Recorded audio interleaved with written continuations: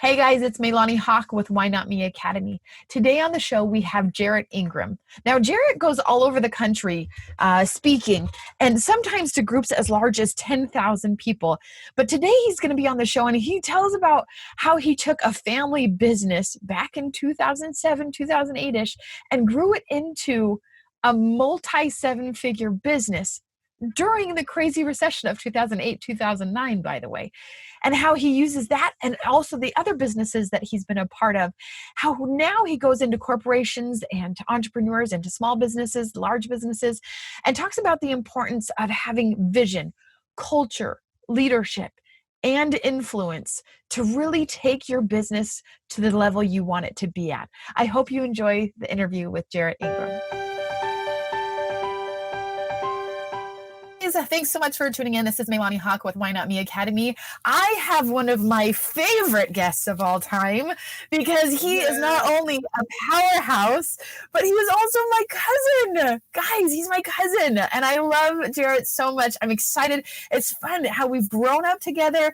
And we don't get to see each other a ton, but he's always been one of my favorite people. And I love, if you've heard me talk before about how, you know, I'm one of the only entrepreneurs in my family, but there are a few scattered throughout, and Jarrett is one of them that we just get to talk, and it just like happens and explodes. So I'm so excited to have him on today. Our topic today is why not me to be an influential force for good? And I've got to tell you that Jarrett is just that, and you're going to get to know so much about him. So let's just jump up. Jarrett, thanks so much for being here. All right, let's jump in. Jarrett, first question. How did you get started in the space that you're at now with the speaking and with the consulting? Like, tell us a little bit of your backstory of how you got where you are. For sure. You know, it's an interesting story. I have always felt like an entrepreneur since I was a young kid. My first venture as a little boy, I went out and I started painting people's addresses on their curbs. I was 12 years old. What? That's awesome. Yeah. And I would charge people $5 if they would give it. And if they wouldn't, then I would charge them $3. And if they wouldn't give me $3, then I would do it anyways because I was having so much fun. And so my mom took me to Home Depot and bought me, she bought it, right? She put all the investment capital together, like a whopping $20 or so. Bought me all my stencils. Bless her heart, right? She bought my black paint and my white paint, and I was off, and I was just pounding the pavement, just door to door. That was my first experience knocking doors and earning my own money. It was really fun. So, and I ended up recruiting my little brother in. It was really great. Nice. But into the space I am now, you know, I've always had that just desire to do something, and I didn't always know what it was, but I wanted to be somehow known for good. I wanted to be known as somebody who had some level of impact, but I didn't know what that meant. And, you know, as I kind of followed my career through my teenage years and then, you know, it started getting real jobs, right? My first like real job, I was a parts salesperson for Toyota. And I just couldn't figure out, like, why is it that we're all selling the same thing to the same kind of person, but this person over here sells way more than I do? Like, what is that? How come some people just are naturally more likable than other people? How come if I wanted advice, I would lovingly take it from this person, but if this person over here told me the same advice, I'd probably feel offended, right? Yeah. Like what made that? And those questions always kind of guided me through business and guided my thoughts, and I didn't really have answers for those for a really long time. Fast forward a few years. My parents were involved with a catering and events business that I eventually bought into and took over. And I'll just tell you straight up, I thought I was so awesome. I was in my 20s. I was pretty young and I was making tons of money. and I just thought I was super great. I thought I was awesome. I was like that, you know, looking back, I didn't think I was at the time, but looking back, I was like that kind of arrogant friend who would drop the card on the table to buy all my friends dinner because I was awesome. I was making tons of money. Yeah. And I thought, man, I Yeah. have just really figured this thing out. And we were running a catering and events business, all based on Why is people's. everybody acting like it's so hard? That's right. Like making him. Easy. Yeah. Why are you guys all acting like this is so hard? I'm in my 20s and I got it. It's like all you have to do is just like start a business and throw it out there, and people throw money at you. It's so great. But what I didn't know, what I was so arrogant to not know, is that I was simply riding the wave of a good economy in 2006 into 2007. And then all of a sudden, my business that was based on people's extra funds, extra money to throw a party and put an event together, it just hit a brick wall. It was like somebody turned the hose off, and it was one of the most scary things that has ever happened. Yeah, it was absolutely crazy. I don't even have all the words to describe like the level of stress. I had just gotten married. We didn't have any kids yet, but I remembered having conversations with employees who were much older than I was, people with lots of life experience working for me. And all of a sudden, I didn't have any answers like I thought I did 6 months before, you know? And I really had two choices. And those two choices were to either figure it out, like literally figure it out, or just go out of business. There was no other option. And it was rough, to say the least. It was just like one of the hardest times that, you know, sometimes it's described as the dark night of the soul, right? Like that was just one of the hardest times, going to bed, literally like thinking to myself, Jarrett, if you don't figure this out, there are moms with kids and dads, people with cars that are going to be repossessed, people who are going to be evicted out of their homes, talking about my employees. If you don't figure this out, like I didn't do the economy, right? But you've done this. You put a business together. People trusted you. Now you better figure it out. And it was so scary. Yeah. And the reason this story is so important is because I had a mentor of mine. He's impacted my life just more than I can say. In fact, I named my son after him. Yeah. And he talked to me, and I know, isn't that cool? So I named my son after him, and he was talking to me just like in the perfect way, like I was a 3-year-old, really. After I was going through a period of time kind of complaining to him about the situation, he goes, Jarrett, you act like there's no money anywhere. And I'm like, exactly. You hit it on the head. There's no money. And he goes, okay, hold on. Let me get this straight, because I just want to hear you really well. And I'm like, okay. And I think he's going to totally validate me. And he goes, you're telling me that there was money 6 months ago, and then now everything just vaporized. It just vanished. And I'm like, I guess. She's like, so you're telling me money just disintegrated, like it doesn't exist on the earth anymore? And I'm like, oh, okay, I get what you're saying. You know, he taught me this lesson, and he was like, look, it doesn't just disappear. Okay, it goes somewhere. So you have to now create a situation, an environment, and a business of, you know, that attracts that again. And that catapulted me into where I am today. You know, back in those days, I didn't know anything about, you know, if somebody were to tell me or ask me questions about vision of a business or culture or leadership or, you know, core values in a business, you know, I would have had no idea how to answer any of those. Yeah. And, you know, some of which I think are the most crucial things that a business can adopt today. And so he helped me down this path, and we decided at that point, going forward, we put in the time, we put in the 80-hour weeks to totally change the way that we did things. Because he told me this phrase, and I don't think he made it up, but I don't know who said it first. I've actually looked all over the Google, and I can't figure out who said this first, right? I don't know who uttered it first. Maybe if you have a listener who knows, they can win a prize if they figure that out. But he told me this phrase, and it never left me. He said, Jarrett, please. I know. He said, Jarrett, if you change the way you look at things, the things you look at change. And I've heard it said a few different times. I've heard somebody else say, if you change how you view what you do, you'll change the way you do what you do. Yeah. And what he was teaching me was like your beliefs right now of the world, what you believe inside is guiding your thoughts, and your thoughts guide how you act, and your actions will dictate the results that you get. And that's what he Yeah. was teaching me. And so in that moment, running our business, we invested all this time to completely transform into being a people first organization. And what that meant was we stopped being, if somebody had asked me before, if somebody asked me before 2007 and 2008, Yeah. Jarrett, what business are you in? I probably would have responded with some level of, I'm in the events business, the catering business, the food business, depending on, who I wanted to align with at the time.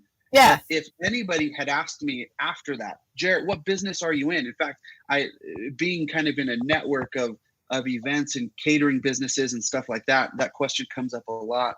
And I now, like going forward, I was not in the catering or the events or the food business. I was in the business of connecting people together to build lasting memories. That was the purpose and reason we were in business. Oh, that's so much deeper. Isn't that awesome? So, and what I figured out, and it was through some it was some soul searching. It was through being all in. It was the idea of, it was almost life or death, life of the business or death of the business. There was no in between. Yeah. And we really figured out, that we could simply be in the product or service exchanging for money type of business, but that's super boring. Yeah. Or we could be in a business that had a real purpose, that attracted real people, and people who were willing to exchange dollars for what we were going to give them. And then that product or service just became the vehicle to accomplish like our purpose for being in business. So, and I'll tell you what, every single time somebody were to ask me, Jarrett, what business are you in? And I said, I'm in the business of connecting people together to build lasting memories. Every single time they were like, well, how do you do that?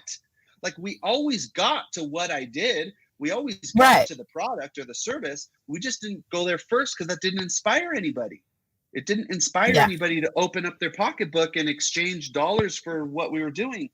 And so that's what really, like, to answer your question from, 5 minutes ago, that's what really got me into what I do now. And because I was literally at the cliff of close your business down, and we had no plan B. All our cards were in, all our chips were on the table, and we were at that point of figure it out or go out of business.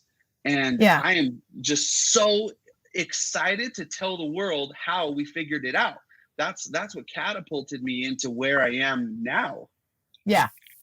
So that's awesome. I mean, that tells so much of, what so many people went through in 2008, 2009, what might be going through in 2020. Like, that's huge. And so many of like my students are like reaching out and be like, what am I supposed to do? Like, this is happening. And it's kind of like, it's right. Breathe. Like this, we're going to get through this. But I love that idea of really taking it deeper to focus on those things you mentioned, of vision and culture and leadership and influence, and how important that is today. I also love how you talked about, like, back in your story about how you started doing like some of the mailboxes for free. And I love that that's kind of your mantra. And we'll get to that a little bit later, of what you do, of building up a community of so much of it you give away for free, of influencing people and showing them how, so many different things. So tell me more about that. Kind of what you really do now. Let's start with that, and then we'll kind of go into if someone were to want to get started doing speaking, consulting, or coaching. But let's start with what you really do right now. Perfect. So moving forward, like I said, I was just totally slingshot catapulted into this idea of just like, I wanted to scream it from the rooftops. Friends, there are answers out there. You can do this. I was just a regular guy. I'll tell you, we went through something, and because we're family, but my family went through something super difficult. And, when I was a little boy, my birth mom passed away, and my dad remarried, and we ended up being a blended family, grew up with 11 kids under the same house. From kind of step and half siblings. And it was weird, to say the least. And the reason I say that is because but people could look at my story and think, oh my gosh, this guy, he ran a business, he figured some things out. Now he speaks on stages all over America, and I'll never be able to do that. And the truth is, we've all had our backs into the corners, and we all have really, really good, solid excuses to not do awesome things. Right. Yeah. With that background for me, I just wanted to scream it from everywhere, like, friends, if I can do this, you can do this. The answers are there. I promise. There's a way to connect with people. There's a way to build your business up. No matter how the economy looks, you can figure this out. And so pause right there, because I love that. Like, that right there is like, we kind of talked about how the topic today was, why not me to be an influential force for good, but why not me to, what did you just say? Why not me to build up my business? Why not me to be all the things that you're doing right now? Why not me to be a connector? Why not me to uplift others in a time where we are in a chaotic time? But I love that. Why not me? It could be anyone. And that's really the goal that we have here, is to get people to stop talking about what they want to do and just start doing it. And I love that Jarrett is a perfect example of that. So tell me more about sorry, I keep interrupting, but tell me more about what's going on now.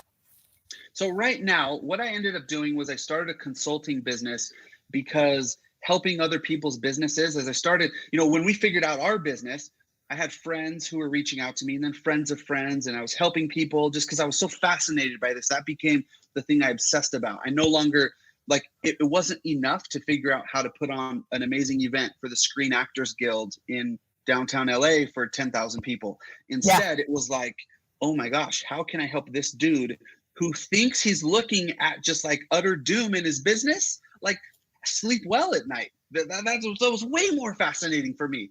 I get fired up even still, so pumped about it. And so I started a consulting company, and we ended up bringing on a few other trainers and turned it into an agency. And that happened in 2012. So we started, we trained companies large and small, from Coca-Cola to Frito-Lay to the small guy that we knew that just came as a referral, to sales teams and all sorts of things. It was just really fun and fascinating. And so that's what we've been doing ever since. I ended up selling that catering and events business in January of 2018. I wasn't hands-on anyways. And so we were like, what, let's pass this over to the next guy who will take this and take the reins and go. Just because my passions, I was able to figure it out. I was able to realize that just like you said, just like the theme of this podcast, why not me? Why wouldn't I be the guy? If I had figured something out, why wouldn't I be the guy to go help a whole bunch of other people figure it out and go have that impact, go have that, be able to come home and tell my wife and kids that the world is a little bit better because I was able to have a hand in it. Yeah. Yeah. Now, I want to talk about that, because you did end up selling the catering business. But let's talk about just a tiny bit about what happened from 2008 to 2018. I know, such a crazy time. So I started consulting. Then a big company hired me on to head up their leadership and culture development. So I took that position, super fascinated. I've never been involved on that level with a big corporation. So I was, they became a multi-billion-dollar business, and I was heading up all of their business and leadership and culture development, all of the facilitating the trainings and events and speaking to the crowds all over the world. And it was just the best. It was so fun. And I realized in the moment, like, wow, that is like my native genius. That is what I'm supposed to do. I am supposed to be involved developing people and helping them to develop their business. And so essentially, mostly from 2012 through 2018, even into early 2019, I'd been involved really consulting and taking contracts with other businesses, on their executive teams to help them really develop their vision and culture and leadership, all to really influence behavior within an organization and then drive the results that they were after. Okay, so let's talk about that, because you're like this awesome like business consultant, what would you say is the thing that's like that has the biggest impact in growing a business or an organization? Oh, I'm so passionate about that question. I'm so glad you asked it. These principles work. I promise, whether you are just starting off, okay? Get your pen and paper out. You have to, guys, you have to. If you're a business owner, an entrepreneur, if you take nothing else away, you have to take away the fact that, first of all, you can do this. And second of all, you have to write these down. Okay. Every business has to incorporate what Jarrett calls the big three. Okay. There's three of them. You have to have them. And they've worked when I've been over departments for a multi-billion-dollar company. And they've worked whether I've been involved with an entrepreneur trying to hit 6 figures in his business. And the big three are vision, okay, culture, and leadership. And vision is kind of comprised of really 3 main things. If you're going to have a clear vision, it has to be exactly what that word means. It has to be something you can see with your eyes, you can visualize. Okay. Vision includes having a really clear purpose. And sometimes people don't know what that is. You know, if you ask just the everyday entrepreneur trying to do something, you say, why are you in business? And they'll start talking about their really cool product or their really cool service. Or if you're a thought leader, you start talking about your really cool message that you want to speak to the world. But you'll be making a mistake, especially in 2020, looking at how the economy and the market's going. You'll be making a mistake. Instead, you need to have a real purpose. And the best way that I can explain it, it's kind of like I did, a few minutes ago in this podcast, that I went from being in the events business, in the food business, in the catering business. I went from there to being in the business of, remember, bringing people together to make lasting memories.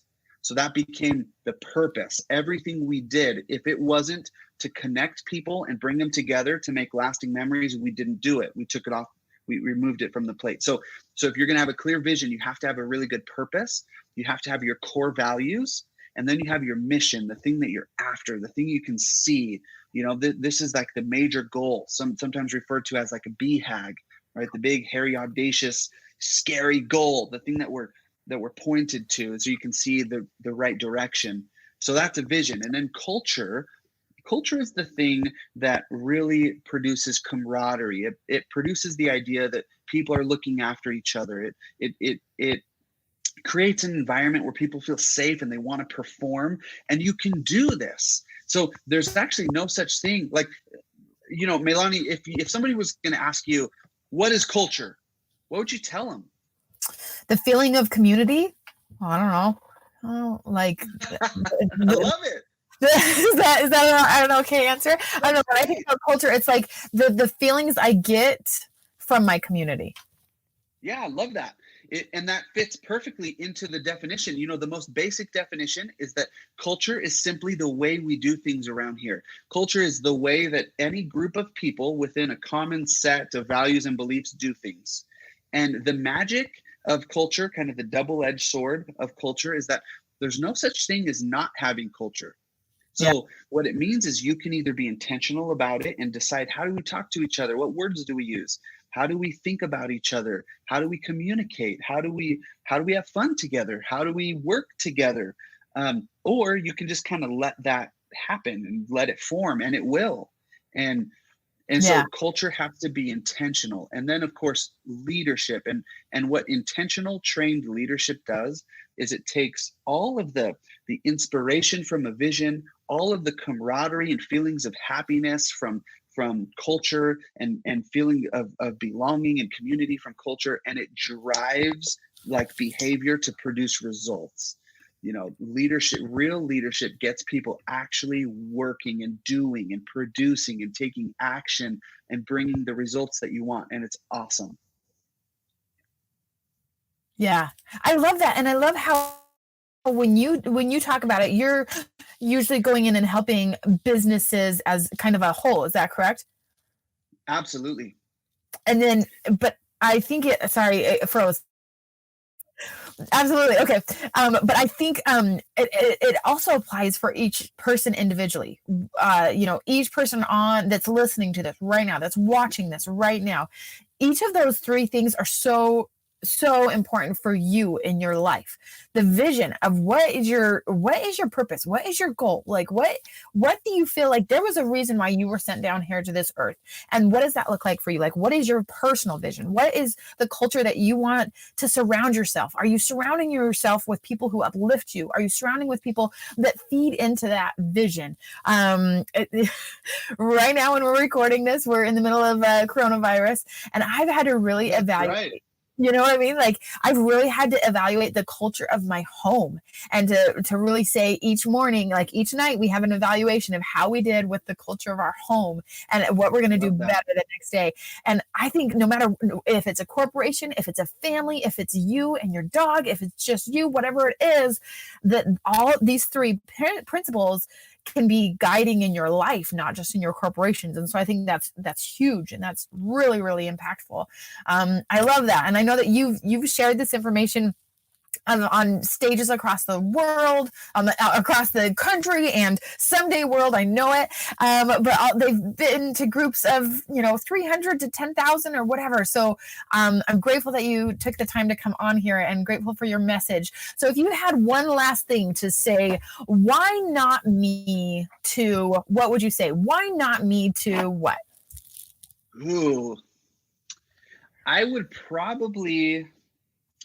That is such a good, I love this podcast and I love what you're doing. So one of the reasons I wanted to be on here, seriously, because, why not me to simply take action? I've talked with countless people who want to be speakers and trainers, coaches. These are people who they have a great message. I've talked to so many people who have the right answer to something, and they have such a great message, and they're actually a really great speaker. And they introduce me to their thought, their big thought, their thing that they want to share. And I'm blown away. I'm like, oh my gosh. And they're like, but I don't know what to do now. Where do I? And then they go from this like pinnacle back down to Eeyore, like, but nobody's listening to me.